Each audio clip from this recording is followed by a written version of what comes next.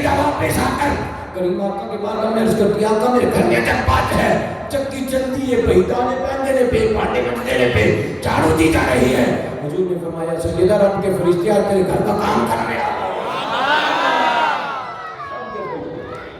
رب کے فرشتے تیرے گھر کا کام کرنے آ گئے. یہ وہی سیدہ جس کی ساری رات عبادت میں گزرے. یہ وہی سیدہ کہ جس کے لیے اللہ نے کائنات جس کی شفاعت میں اللہ نے کائنات کو معاف فرمایا. یہ وہی سیدہ جو میرے نبی کی منظور نظر ہے. موضوع طویل نہ ہو جائے. حضرت بلال حبشی جا کر سیدہ فاطمہ الزہرا کے دروازے پہ عرض کرتے ہیں اے سیدہ آقا جب رسولہ کے اندر ہے جناب سیدہ نے 1 انچ موٹا کمبل لیا اور میں نے روایات کو پڑھ کے دیکھا ہے 2 مقام ملتے ہیں مجھے 2 مقام ملتے ہیں.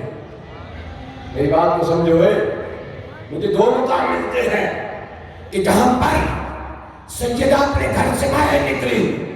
ایک مقام وہ ہے کہ جب میرے کریم آقا نے کہا تھا نا ابناءکم نساءنا نساءکم ظاہر بھی سنتے ہی پہ ہو. جب حضور نے فرمایا تھا جاؤ اپنی بیٹیوں کو لے آؤ اپنی بیویوں کو لے آؤ وَأَنفُسَنَا وَأَنفُسَكُمْ اپنی جانوں کو لے آؤ خدا جاؤ. اس وقت سیدہ آپ حجاب کر کے آئی. جب سیدہ کو اس قافلے کو ان مباہلے والوں نے دیکھا تو انہوں نے کہا تھا سب حدثی سے یہودیت مٹ جائے گی ان سے مباہلہ نہ کرنا. اگر انہوں نے دعا کے لیے ہاتھ اٹھا دیا تو اس تو نبوت ہو گیا. اور دوسرا مقام لوگ تو کہتے ہیں سیدہ باغ مانگنے چلی گئی اور کچھ بدبخت بکواس کرتے ہیں کہ سیدہ دربار کے اندر گئی اور چاہے لو تمہیں کیا خبر کہ سیدہ کا مقام کیا ہے آپ کا منصب کیا ہے. دوسرا مقام یہ ہے کہ سیدہ غار صلہ کے اندر کریم آقا کے پاس جا رہی تھی. سیدہ غار صلہ کے اندر جا رہی ہے. کون سیدہ آپ کی شادی کے دوسرے دن نا آپ کریم آقا سے ملاقات کرنے کے لیے تشریف لائی اپنے گھر سے حضور کے گھر. دوری کتنا تھا دوری کتنا تھا ساتھ تو تھا. جوانا مدینہ شریف دیکھو آج بھی حجرہ فاطمہ موجود ہے. آج بھی صحابہ صبح کے چبوترے کے بالکل سامنے دور کتنا تھا بالکل ساتھ تو تھا. اور آپ یاد لکھتے ہیں کہ حضور جب اپنے حجرہ مبارک میں نماز تہجد پڑھا کرتے نا اس وقت مصلی آپ اس انداز میں بچھاتے کہ دیوار کے اس پار سیدہ ہے اس پار حضور ہے.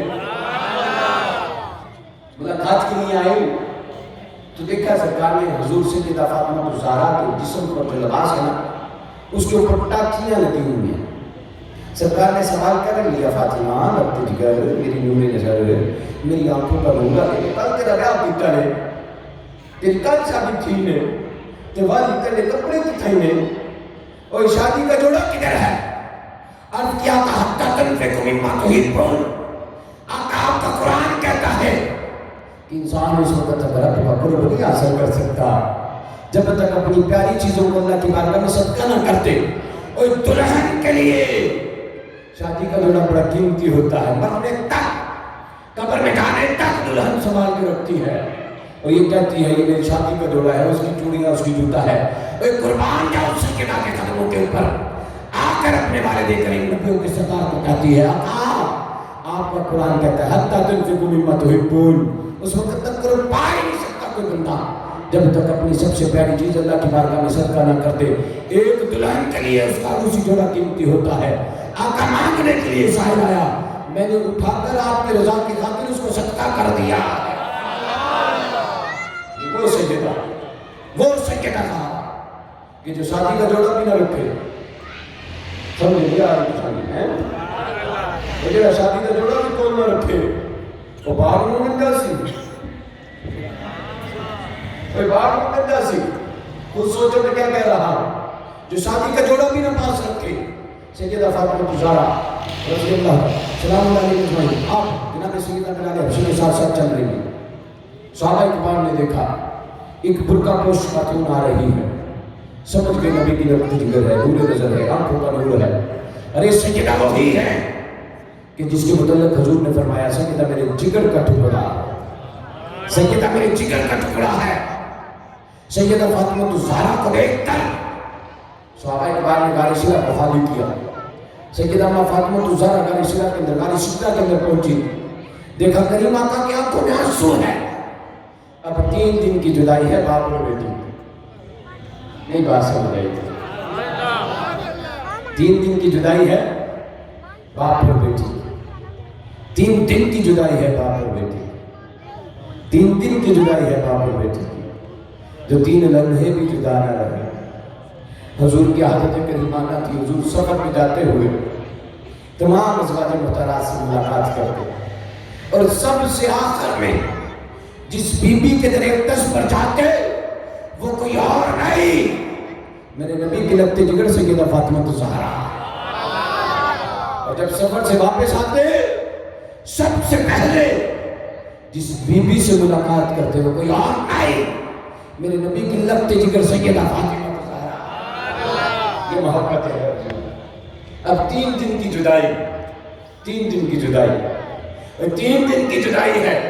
سیدہ فاطمہ الزہرا کو آقا صلی اللہ علیہ وسلم سیدہ دوڑ کر بابا کے ساتھ لپٹ گئی. محدثین لکھتی ہیں سیدہ بھی رو رہی ہیں، حضور بھی رو رہی ہیں.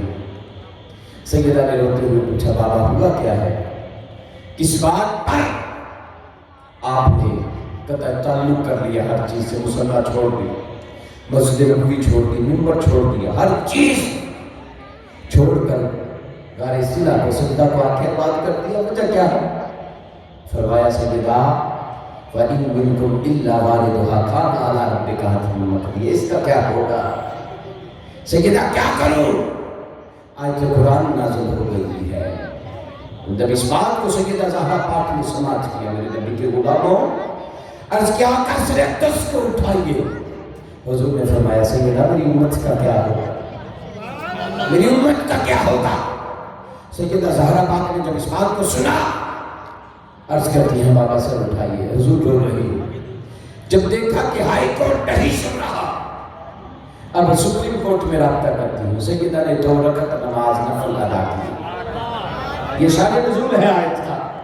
سیدہ نے 2 رکعت نماز نفل ادا کی. ادا کرنے کے بعد دعا کے لیے ہاتھ اٹھا کر عرض کیا بولا میں وہ سیدہ ہوں کہ جس کے سر کا بال کبھی تیرے چڑھتے سورج میں نہیں دیکھا.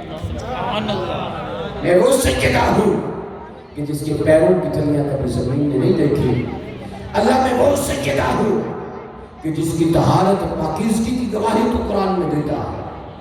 اللہ وہ سیدہ ہوں کہ جو تیرے نبی کی لگتے جگر منظور نظر آنکھوں کا نور. مولا وہ سیدہ ہوں کہ جس سے تیرا نبی پیار بھی کرتا ہے اور میں بھی پیار کرتی ہوں. اور میں نے اپنے بابے سے سنا ہے کہ جب کسی کی دعا قبول نہ ہوتی ہو وہ اپنے سر سے چادر کو اتار کر ٹوپی امامے کو اتار کر تیری بارگاہ میں دعا کرے تو رد نہیں کرتا. پروردگار میرے پردے کی متعلق تو نے، میری طہارت کے متعلق تو نے قرآن نازل کیا. کبھی سورج میں زمین میں نہیں دیکھا، لیکن آج بابے کی امت کی خاطر میں اپنے سر سے چادر کو اتار کر دوپٹے کو اتار کر تیری بارگاہ میں دعا کرتی ہوں میرے بابے کی امت کو معاف کر دے. ابھی یہ بات کی نہیں، آپ کا ہاتھ مبارک دوپٹے تک نہیں پہنچا. ادھر رب نے فرمایا ابراہیم جی رب جلیل جا جلدی دنیا کے اندر چلا گا.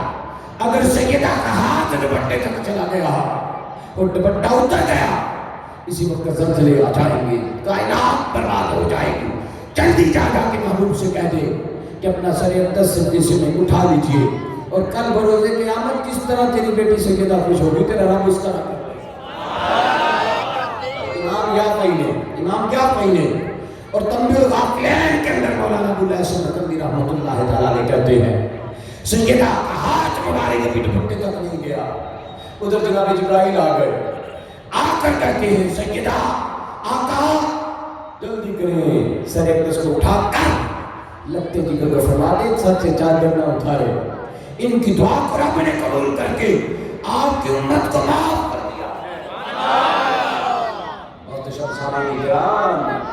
ہم اس محسنہ کے مقروض ہیں، ہم اس محسنہ کے مقروض ہیں کہ جس کا احسان ہے بابے کی امت کے اوپر کہ آج بابے کی امت کو معافی لے کے دے رہی ہے.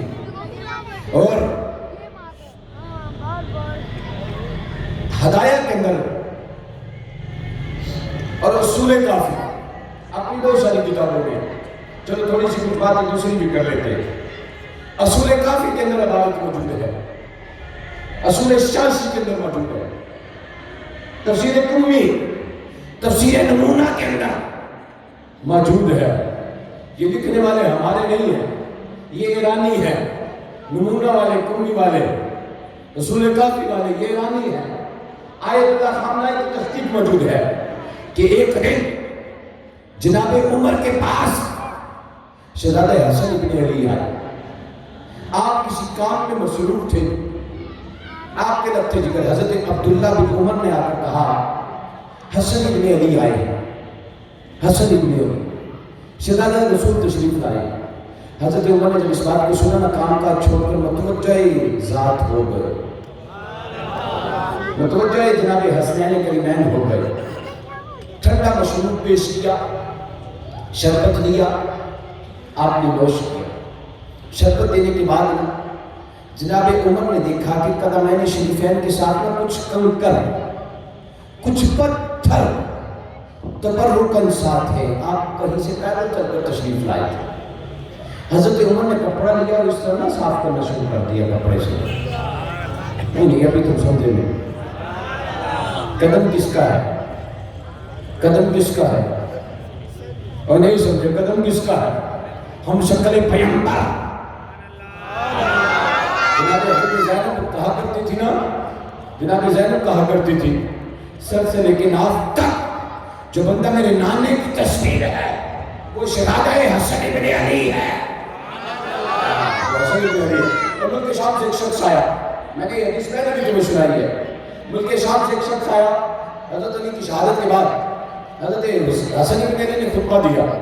جب وہ آیا تو اس نے دیکھا حسن ابن علی نا خطبہ دے رہے ہیں، خطبہ دے رہے ہیں، تو ملک شام سے آنے والا بندہ کہتا ہے اوے مسلمانوں، تم کہتے تھے تمہارا نبی آخری ہے، اگر تمہارا نبی آخری ہے تو یہ کون ہے؟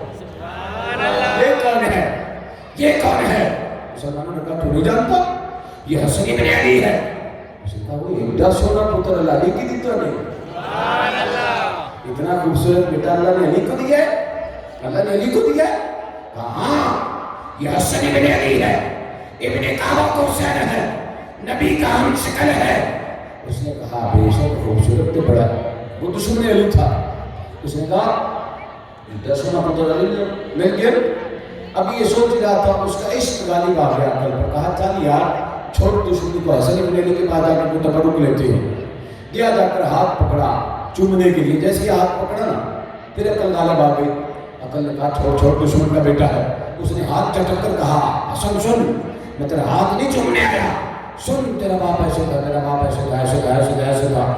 برائیاں کرنا شروع کر دی۔ جب برائیاں کی نا تو حسن ابن علی ایسے سر جھکا کر اس کی گفتگو کو سن رہے، بول بول کے تھک گیا۔ ایک جملہ فروغی مسجد والوں، نام بھی کتنا پیارا ہے فروغی مسجد، ایک جملہ لیتے جاؤ۔ جب وہ بول بول کے تھک گیا نا، مولا حسن ابن علی نے سر اٹھایا، اس کی طرف دیکھا، ایک جملہ بولا۔ وہ جملہ کیا تھا؟ بھوکے ہو کھانا حسن دیتا ہے، پیاسے ہو پانی حسن دیتا ہے، بے در ہو در حسن دیتا ہے، بے گھر ہو گھر حسن دیتا ہے۔ اس نے کہا دشمنوں کو اتنا نواز رہے ہو؟ کہا بے شک دشمنوں کو نوازنا اور بات ہے، مہمان کو نوازنا اور ہے۔ ارے سن، بے شک تو میرے بابے کا دشمن ہے لیکن اس وقت مہمان بن کر جو دشمنوں کو اتنا نوازتا ہو، جو دشمنوں کو اتنی جھولی بھرتا ہو، وہ پیار سے یاد کرنے والوں کو کتنا دیتا ہوگا۔ ارے حسن ابن علی وہی ہے کہ جو ہم شکل پیغمبر ہے، جو میرے رسول کا ہم شکل ہے۔ وہ حسن ابن علی کے قدمین کو لکھنے والے کون ہیں؟ تفسیر قمی۔ اور لکھنے والے کون ہیں؟ تفسیر نمونہ۔ اور لکھنے والے کون ہیں؟ اصول کافی، اصول شاشی۔ یہ ان کی معتبر کتابیں ہیں، جیسے ہماری بخاری ہے، ان کی اس طرح یہ بیماری ہے۔ اس قدموں کو صاف کر رہے ہیں، قدموں کو۔ حضرت عبداللہ ابن عمر جو پاس بیٹھے اس منظر کو دیکھ رہے تھے، اس بات کو نا محسوس کیا کہ میرے بابا بڑا ہے، حسن ابن علی کی عمر 7 8 سال 10 سال ہے، تو یہ کیا بات ہے؟ حسن ابن علی واپس چلے گئے۔ جب چلے گئے نا تو حضرت عبداللہ ابن عمر نے ایک سوال کیا۔ وہ سوال کیا تھا ذرا سنیے گا اور اس کا جواب بھی دے دیجیے گا۔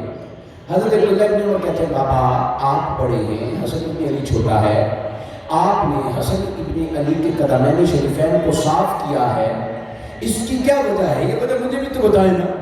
حضرت عمر مسکرا کر فرماتے ہیں اے عبداللہ ابن عمر سن، یہ بنو ہاشم سے ہے، یہ نبی کی آل ہے، اور نبی کی آل کا ہر بچہ، کہا وہ چھوٹا ہو کہا وہ بڑا ہو، کل بروز قیامت یہ گناہگار امت کے لیے شفیع ٹھہرے گا،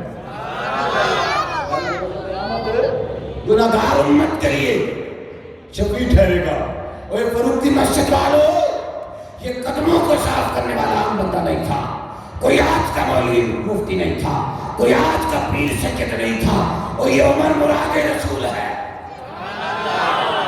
نہیں سبحان اللہ کہہ رہے، میں سبحان اللہ کہہ رہے، تم کیا رہے ہو تو میں چھوڑ دوں تقریر۔ اللہ نے سینے کی جنہ دیتا نے تو لگا کے بولو سبحان اللہ۔ یہ عمر آج کا کوئی مولوی مفتی نہیں کہ جو کسی کے قدموں کو صاف کرے اور اس کو سند سرٹیفکیٹ مل جائے، یہ عمر مراد رسول ہے، یہ عمر وہی ہے کہ جس کے متعلق میرے کریم آقا نے فرمایا میرے بعد کوئی نبی ہوتا تو عمر ہوتا۔ کریم آقا مسجد میں آئے، کریم آقا مسجد میں آئے، کہا ابو بکر بھائی عمر، حضور نے فرمایا آپ کا کام اللہ سنا ہوا، اس منظر کو دیکھو یاد کر لو، آج دیکھو قیامت کے دن دیکھو گے، صحابہ نے اس کے آقا سے سمجھے کوئی نہ سننا پتا کہ پیار دیو۔ حضور نے فرمایا تم مسلسل ایک سوال کرتے تھے قیامت کے دن سب سے پہلے کون آئے گا؟ اس منظر کا میں بس سنا کہ من قیامت آج دیکھا ہے قیامت کے دن پھر دیکھو گے۔ صحابہ نے اس کے آقا سمجھے نہیں، حضور نے فرمایا آنا اول من تشق عنہ القبر ثم ابو بکر ثم عمر۔ میرے کریم آقا نے فرمایا میرے صحابہ جب قیامت کا دن ہوگا، حشر کا میدان لگے گا، سب سے پہلے میں محمد صلی اللہ علیہ وسلم اپنے مزار سے باہر آؤں گا، ثم ابو بکر، میرے بعد ابو بکر آئے گا، ثم عمر، پھر عمر آئے گا۔ جس طرح آج ہاتھوں میں ہاتھ ڈال کر مسجد نبوی کے دروازے پہ آئے، دائیں ابو بکر ہے بائیں عمر ہے، اس طرح قیامت کے دن آئیں گے دائیں ابو بکر ہوگا بائیں عمر ہوگا۔ کون عمر؟ میرے نبی کے غلاموں، کوئی عمر عام بندہ ہے؟ اور جس کے متعلق حضور فرمائے کہ میرے بعد کوئی نبی ہوتا تو عمر ہوتا، وہ شہزادوں کی قدموں کو صاف کرے، غلامی کی سند لے، سیدھے بڑے ہوتے۔ ارے جو عمر شہزادے کی قدموں کو صاف کر کے غلامی کی سند لے رہا ہے، تم کہو گے یہ بات کب کی ہے؟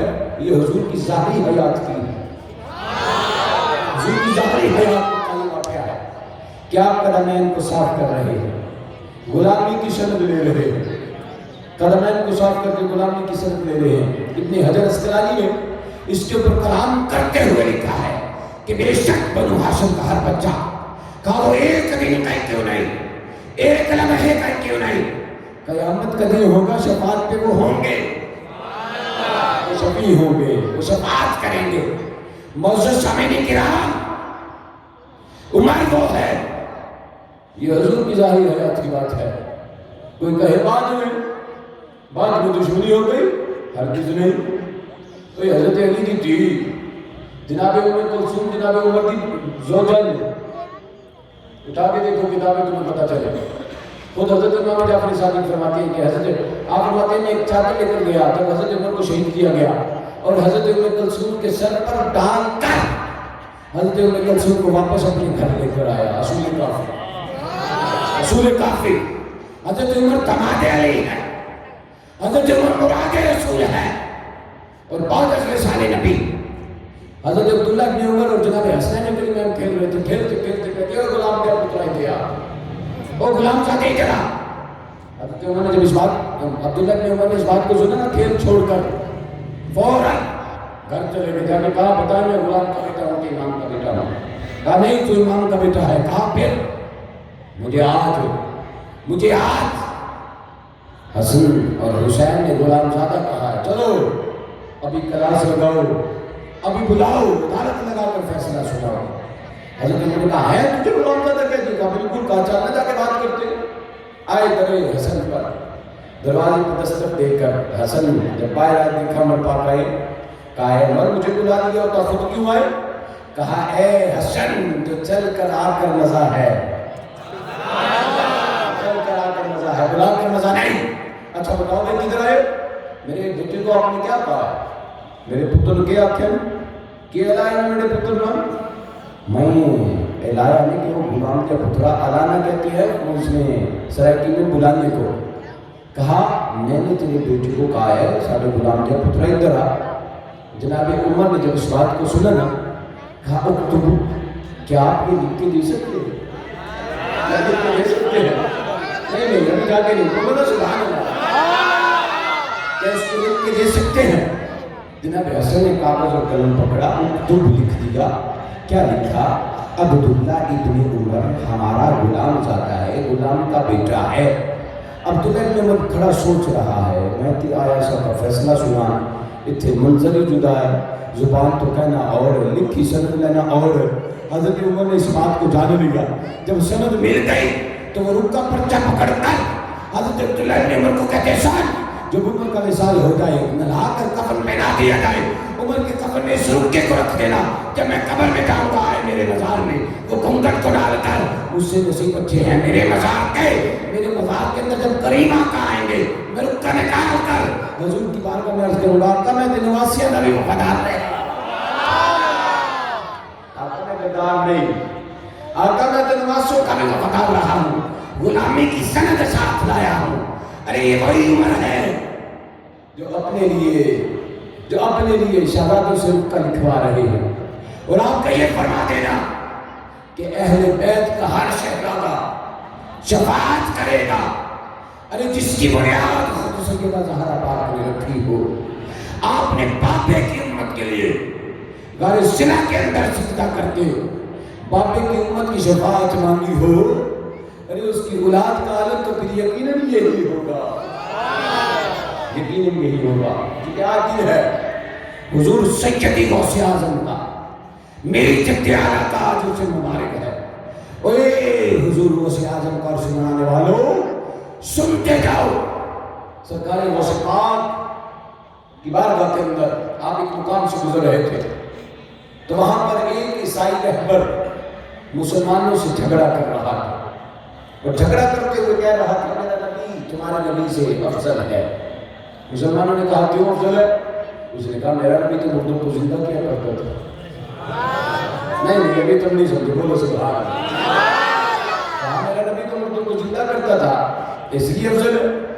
اتنے میں حضور غوث پاک کی نا سواری وہاں سے گزری، سرکار غوث پاک کی مریدوں سواری گزری، جب سواری گزری شاہ الحق لکھنے والے امام جلال الدین سیوطی لکھنے والے کہا جب سواری گزری سرکار غوث پاک سرکار بغداد، آپ نے مسلمانوں سے پوچھا کیا بات ہے کس بات کا جھگڑا ہے؟ کہا یہ عیسائی کہتا ہے میرا نبی افضل ہے، میرا نبی افضل ہے، میرا نبی افضل ہے، مردوں کو زندہ کرتا، کوڑی کو ہاتھ لگاتا ٹھیک کر دیتا، بینا کو آنکھیں مل جاتی، اس لیے افضل ہے۔ حضور غوث پاک نے اس بات کو سن کر مسکرا کر کہا جی اے کام میں بھی کر دیا پھر، یہ کام میں بھی کر دیا پھر۔ اس نے کہا کیا بات؟ کہا میں نبی نہیں، نبی کا امام نبیوں کے امام کی اولاد ہوں، نبی نہیں ہوں، میں غلام ہوں نبیوں کا، اگر یہ کام میں کر دوں تو؟ اس نے کہا ٹھیک ہے کرتے پھر دیکھتے ہیں۔ حضور غوث پاک ایک قرآن اسے کہا جس بندے کو تو جانتا ہے نا اس قرآنی قبر پہ لے چل۔ اس نے ہاتھ پکڑا ایک قبر پہ لے گیا، سرکار بغداد نے قبر کے اوپر نظر ڈالی، جب قبر کے اوپر نظر ڈالی نا آپ اس کو مخاطب کر کے کہتے ہیں یہ بندہ اپنی زندگی کے اندر گائک تھا، سومن بکمن عمین فہم لا پتہ نہیں کدھر جا رہا ہے، بڑا مولوی صاحب نے لایا، بڑا مولوی صاحب نے لایا کیا اللہ ہی جا رہا ہے۔ اس نے کہا اگر میں زندہ کر دوں، کہا بالکل کرو۔ سرکار غوث پاک اس کو مخاطب کر کے کہتے ہیں یہ شخص اپنی زندگی کے اندر گائک تھا، وہ گائک کہتے ہیں گانے باجے والے کو، کہا گائک تھا، حیرت سے ایسے دیکھتا ہے، کہا آپ کو کیسے پتا چلا؟ کہا مجھے تو بہت کچھ پتا ہے، اب تو یہ بتا اگر تو چاہے تو توبہ کر کے باہر آئے. قادریوں جھانکو ذرا بولو سبحان اللہ. اگر تو چاہے تو توبہ کر کے باہر آئے. اگر تو چاہے تو پرانی پیشی کے مطابق گانا باجا کرتے ناچتے ہوئے باہر آئے. کیونکہ وہ عیسائی تھا نا کہ نبی کا غلام نہیں سی آئی ہے. وہ دیکھنا چاہتا تھا نا. پھر دیکھے کوئی بھی مانتا, دیکھ کے تو ہر کوئی پیچھے پڑ جاتا ہے. دیکھ کے ہر کوئی پیچھے پڑ جاتا ہے. پھر دیکھ کے کوئی مانتا ہے. اس نے کہا نہیں, توبہ کر کے نہیں, اپنا پرانا ہنر گانا باجا کرتے ہوئے ناچتا ہوا قبر سے باہر آیا. حضور غوث پاک اس کی قبر کے پاس آئے, سر کی جانب کھڑے ہو کے نا نکل کر چھوٹا مارا اور فرمایا تم بے زلیلا اٹھ نہ کھڑا ہو. تو جڑا کم کرتا سر کر قبر سے باہر آئے. اس عالم کے اندر گانا گا رہا ہے, ناچ رہا ہے, رقص کرتا ہوا باہر آ گیا. جب باہر آیا نا تو سرکار بغداد نے کہا کہ تیری فرمائش کے مطابق یہ قبر سے باہر زندہ ہو کے نکل آیا. اس نے کہا صدقتا یا عبد القادر, تو سچا ہے. اقرار تو میں اقرار کرتا ہوں اور میں تیرے نبی کا کلمہ پڑھتا ہوں. حضور پاک کا کلمہ پڑھ کے مسلمان ہوا. شیخ عبد القادر جیلانی اس وقت موج میں آ گئے. فرمایا یہاں تک تو نے کہا تھا, یہاں تک تو نے کہا تھا, آگے دکھاتا ہوں. آپ نے ہاتھ پکڑا, پکڑ کر ایک قبر پہ لے گئی اور جا کر اللہ کی بارگاہ میں دعا کی, مولا اس قبر پہ ہزار اٹھا. پڑھتے چھٹا, دیکھا قبر میں مردے کو عذاب ہو رہا ہے. حضور کو سپاہ نے کہا کہ اسے کہا بالکل قبر میں مردے کو عذاب ہو رہا ہے. آپ نے فرمایا آگے دیکھ, تو نے تو کہا کہ تیرا نبی کوڑی کو ہاتھ لگائے تو اس کو آنکھیں مل جائے. میں غلام ہو کر دعا کرتا ہوں, میری دعا کی برکت سے اللہ قبر سے عذاب اٹھا لیتا ہے. حضور کو سپاہ اس کی قبر پہ, اس بندے کی قبر پہ لے کے گئے. دیکھا قبر میں عذاب ہے. سرکار کو سپاہ نے کہا چنگی طرح تک لے, دیکھ جا قبر کے اندر عذاب ہی. اسے کہا بالکل قبر میں عذاب ہے. حضور سرکار نے ہاتھ اٹھائے, مولا اور اس کی قبر کو گل و گلزار کر دے, جنت کے باغوں میں سے ایک بات کر دے. ابھی کہنے کی دیر تھی. وہ بندہ کہتا ہے دیکھتے ہی دیکھتے اس کی قبر جو تھی, جو جہنم کے گڑھوں میں سے ایک گڑھا تھی, اب جنت کے باغوں میں سے ایک باغیچہ ہے. حضور غوث پاک کو اللہ نے مرتبہ عطا کیا ہے. کس کا صدقہ؟ اپنی والدہ کا صدقہ, اپنی ماں سیدہ فاطمہ الزہرا کا صدقہ. اور حضور غوث پاک کی بارگاہ میں نا, حضور سرکار بغداد کی بارگاہ کے اندر ایک شخص آیا جس کا نام محمد عبد الحق تھا. محمد عبد الحق جو ملاقات کے لیے آیا, اس زمانے کا محدث تھا. جب وہ ملاقات کے لیے آیا, سرکار بغداد کو اس کا نام بتایا گیا. آپ اٹھ کے کھڑے ہو گئے, میرے میرا اٹھ کے کھڑے ہو گئے. جب اٹھ کے کھڑے ہوئے تو آنے والے شخص نے کہا حضور آپ مومنوں کے بھی تاج بادشاہ شہنشاہ ولایت, آپ میرے لیے اٹھ کے کھڑے ہوئے. یہ سرکار بغداد وہی ہیں, سرکار بغداد وہی ہیں جن کا فرمان ہے مرید تو غم نہ کر, مرید تو غم نہ کر, تو مشرق کے اندر ہوں, میں مغرب کے اندر ہوں. اگر تیرا صدر بھی ننگا ہو جائے تب تو قادر کو اللہ نے یہ طاقت عطا کی ہے کہ میں تیرا پڑتا بھی ڈال دے گا. عبد القادر, وہ عبد القادر اٹھ کے کھڑے ہو گئے. جب آپ اٹھ کے کھڑے ہوئے نا, اٹھ کے کھڑے ہوئے تو آنے والے نے کہا کہ آپ اٹھ کے کھڑے کیوں ہوئے؟ آپ فرماتے ہیں بیدیا, میں پنجابی سے اگر اپنے ابا جدید سے گل کر لوں, میرے والد صاحب رحمۃ اللہ تعالیٰ نے فرمایا کرتے تھے سنگیا تیرا منہ نہیں مارتا, تیرے سامنے کا مارتا ہے. تیرا منہ نہیں, تیرے پچھلے والا مارتا ہے. کہا محمد عبد الحق, میں تیرے احترام میں نہیں بلکہ تیرے نام کے ساتھ جو لفظ محمد لگتا ہے, اس نام کے ادب کی وجہ سے عبد القادر اٹھ کے کھڑا ہو گیا. اور تجھے مبارک ہو, تجھے مبارک ہو کہ تو جنتی ہے. اسی کہا اے شیخ عبد القادر جیلانی, یہ بات آپ کیسے کر رہے ہیں؟ آپ فرماتے ہیں کہ جس کے نام کے ساتھ محمد ہو صلی اللہ علیہ وسلم, اگر وہ میری بارگاہ میں آ جائے, میرے ساتھ ہاتھ ملا لے, یقیناً کل بروز قیامت میں عبد القادر اس کی شفاعت کرے. تذکرہ گوشیاں اٹھا کر دیکھو, یہ جملے لکھے ہو تو پتہ چلا شیخ عبد القادر جیلانی الحسنی والحسینی، آپ جہاں ولایت کے بھی تاج بادشاہ ہیں، کل بروز قیامت اللہ آپ کو شفاعت کا منصب بھی عطا فرمائے۔ شیخ عبد القادر جیلانی کی بات تو بڑی آگے کی ہے، وہ یہاں مسجد بھی شفیع ہوگا، نہیں بات سنی؟ وہ تمہیں مبارک ہو جن کا ہاتھ سجدوں کے اندر ہاتھ کے اندر ہے، ان کو مبارک دے رہا ہوں کہ یقیناً، کیونکہ میرے عبد القادر کا فرمانا میں اس وقت تک جنت میں نہیں جاؤں گا، آپ فرماتے ہیں اس وقت تک جنت میں نہیں جاؤں گا، میرے عبد القادر فرماتے ہیں ایک دن مجھے عالم کشف کے اندر میں نے دیکھا کہ بہت بڑا مجمع لگا ہوا، بہت بڑا مجمع۔ حضور عبد القادر جیلانی فرماتے ہیں کسی نے منادی دینے والے نے ندا دینے والے نے ندا دی، عبد القادر تجھے مبارک ہو، تیرے سب کے سب مرید جنتی ہیں۔ آپ فرماتے ہیں میں نے قیامت تک کے آنے والے اپنے سب مریدوں کے چہروں کو دیکھا، میں نے پھر جہنم سے سوال کیا کہ جہنم تو بتا تیرے اندر میرا کوئی مرید باقی تو نہیں؟ جہنم بول کر کہتی ہے عبد القادر نہیں، تیرے ہر مرید کو اللہ رب العزت نے جنت عطا فرما دی ہے۔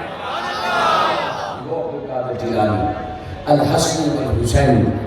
اور مجھے تعلیمات حضور غوث پاک کو بیان کرنے کا کہا گیا، وہ یاد رکھو بات شروع ہوئی شفاعت سیدہ فاطمہ سے، بات شروع ہوئی شفاعت سیدہ فاطمہ سے، اور ختم اولاد فاطمہ پہ کر رہا ہوں کہ جس کی اولاد ایسی ہے، بولو نا سبحان اللہ، ان کے بڑوں کا عالم کیا ہوگا، ان کے بڑوں کا عالم کیا ہوگا۔ اور حضور کو سرکار کا اپنا فرمان ہے، سرکار بغداد کا اپنا فرمان ہے کہ میں نے اتنا علم پڑھا اور پڑھایا ہے کہ اللہ نے مجھے قطبیت کا درجہ عطا کر دیا۔